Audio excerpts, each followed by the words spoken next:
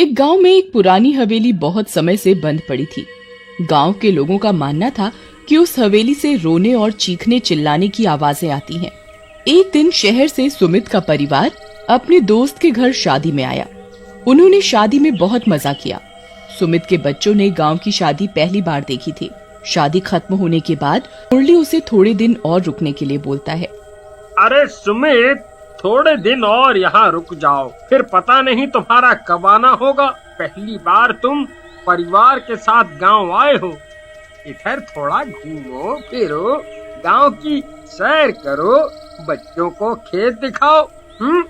तभी सुमित के बच्चे सुमित से रुकने की जिद करने लगते हैं।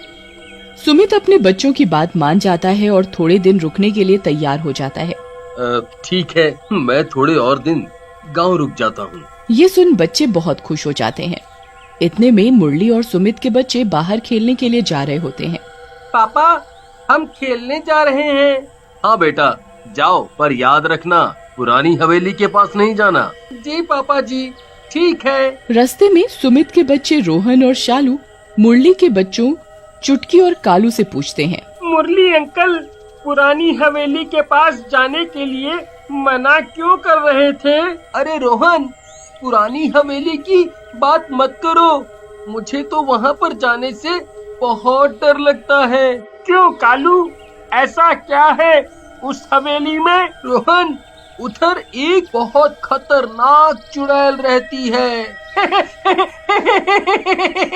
क्या चुड़ैल? ये चुड़ैल भूत कुछ नहीं होता। नहीं रोहन, वहाँ सच की चुड़ैल रहती है और उस हवेली से चीखने चिल्लाने और हंसने की आवाजें आती हैं। चारों बच्चे हवेली के पास एक पार्क में खेल रहे होते हैं। एकदम से रोहन को हवेली में जाने का ख्याल आता है। वो सोचता है आज हवेली में जाकर देखते हैं कि ऐसा उसमें क्या है, आखिर कौन चीखता है इस हवेली के अंदर। चलो कालू, चुटकी और शालू, आज इस हवेली में जाकर देखा जाए कि इसमें अंदर कौन रहता है। जी भैया, आज हम अंदर जाकर पता लगा कर ही रहेंगे कि आखिरकार चक्कर क्या है। नहीं, मैं उस हवेली में नहीं जाऊंगी, उधर पापा ने जाने के लिए मना किया है। हाँ, हम उधर नहीं जाएंगे, उधर चुड़ैल है। रोहन, एक दिन उस हवेली में हमारे पड़ोसी की बकरी भी चली गई थी और कभी वापस लौट कर नहीं आई।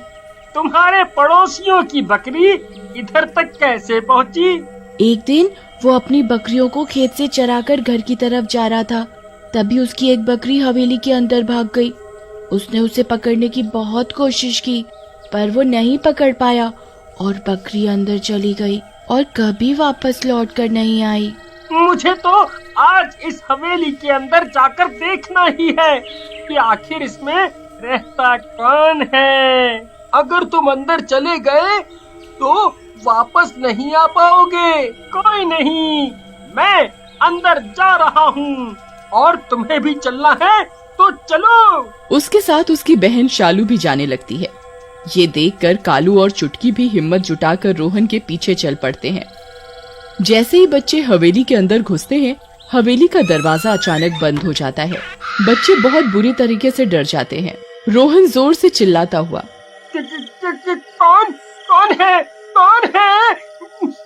कौन है? पर उधर कोई नहीं था और बच्चे उस अंधेरी डरावनी हवेली में फंस जाते हैं। वो गेट खोलने की कोशिश करते हैं पर गेट नहीं खुलता। मैंने तुम्हें हवेली के अंदर आने के लिए मना किया था, तुमने मेरी बात नहीं मानी और देखो हम हवेली के अंदर फंस गए। भैया, अब हम भी और लोगों की तरह बाहर नहीं जा पाएंगे। हमें ये चुड़ैल अंदर अपने पास ही रखेगी और मार देगी। तभी हवेली में अचानक जोर से हंसने की आवाज आती है। बच्चे बहुत घबरा जाते हैं और रोने लगते हैं कि अब हम बाहर कैसे जाएंगे, हम तो अंदर फंस गए। तभी बच्चों को एक बूढ़ी औरत दिखती है। वो बहुत डरावनी सी दिख रही होती है। कौन आया है आज मेरी हवेली के अंदर? अम्मा, हम इधर फंस गए हैं, हमें बाहर जाना है। चुड़ैल जोर जोर से हंसने लगती है। अब तो तुम बाहर नहीं जा सकते, जो एक बार इस हवेली में आ गया वो बाहर नहीं जा पाता, वो इधर का होकर ही रह जाता है। अम्मा हमें जाने दो, हम सारे गलती से इस हवेली के अंदर आ गए हैं और ये रोहन और शालू तो हमारे घर छुट्टियां मनाने आए हैं। नहीं, मैं तुम चारों में से किसी को कहीं नहीं जाने दूंगी। तुम सब भी मेरी तरह अंदर बंद रहो और इस हवेली को और भूतिया बनाने में मेरी मदद करो। ये सुनकर बच्चे बहुत जोर जोर से रोने लग जाते हैं कि अब ये चुड़ैल उन्हें बाहर नहीं जाने देगी। अरे रो मत बच्चों, मैं तुम्हें कुछ नहीं कहूँगी। इतने में ही चुड़ैल का बेटा गोलू हवेली में हवा में घूम रहा होता है। अरे भैया देखो, ये हवा में कौन बच्चा घूम रहा है। ये देख शालू, चुटकी, रोहन और कालू के पीछे छुपकर खड़ी हो जाती है। ये हवेली में कौन आया है माँ?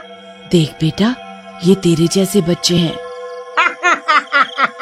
माँ, इन्हें बाहर मत जाने देना, मैं इनके साथ खेलूंगा। ठीक है बेटा। सारे बच्चे ये सुनकर बहुत जोर जोर से रोने लगते हैं। अरे रो क्यों रहे हो बच्चों, मैं तुम्हें कोई नुकसान नहीं पहुंचाऊंगी। नहीं, तुम हमें मार दोगी, मुझसे दूर रहो। तुम हमें बाहर भी जाने नहीं दे रही। नहीं नहीं, मैं तुम्हें नहीं मारूंगी। मैं भी यहाँ फंस गई हूँ और मुझे भी कोई मुक्ति नहीं दिला पाया, इसलिए मैं इस हवेली में भटकती रहती हूँ। तुम कैसे मरी? मैं तुम्हें सब बताऊंगी, तुम रोना बंद करो। बच्चे शांत हो जाते हैं। चुड़ैल अपनी कहानी बताती है। मैं और मेरा बेटा गोलू गांव में बड़े आराम से रहा करते थे। हमारे पास धन दौलत की कोई कमी नहीं।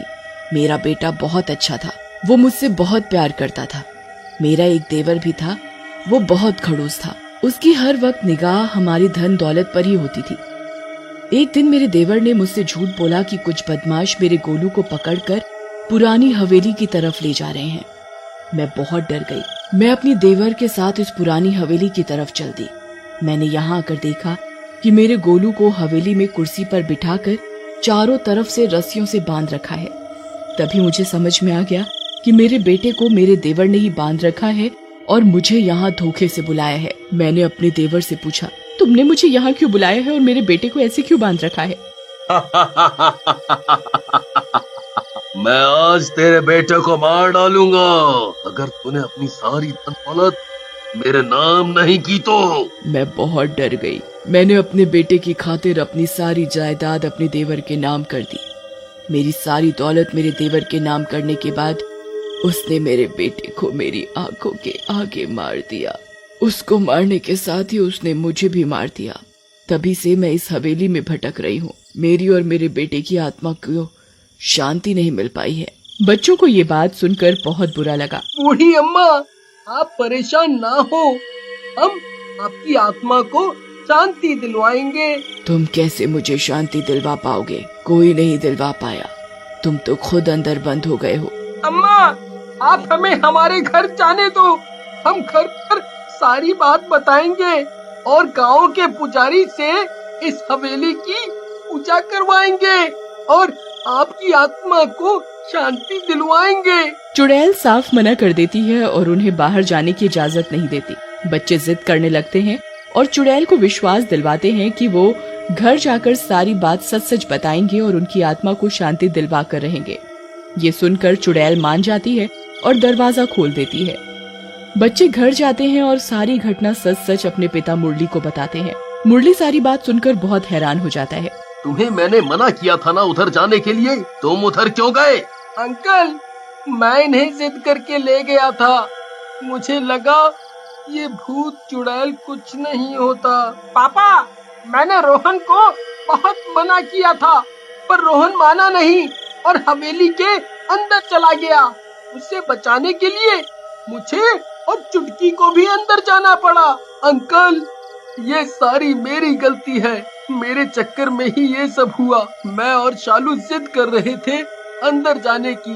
जी अंकल, हमें माफ कर दो। मुरली पहले तो बहुत गुस्सा होता है, फिर वो बच्चों की बात मानकर गांव में पुजारी के पास जाता है और उसे सारी बात बताता है। साथ ही वो उसे हवेली की पूजा और चुड़ैल की आत्मा की शांति की पूजा करने को भी बोलता है।